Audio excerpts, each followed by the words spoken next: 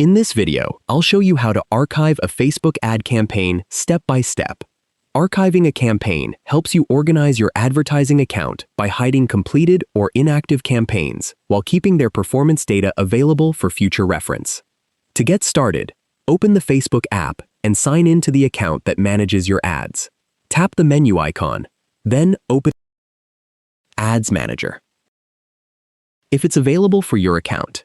Once you're in Ads Manager, go to the Campaigns tab to view all of your current and previous campaigns.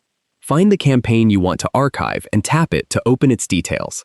Before archiving, make sure the campaign is no longer active.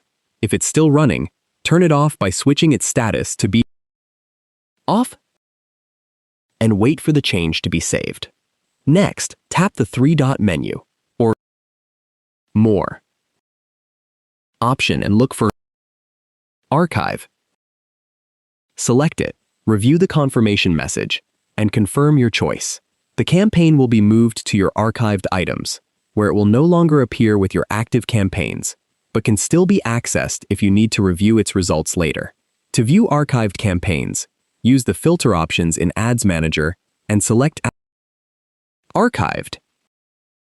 You can review campaign performance, reporting, and other details whenever needed.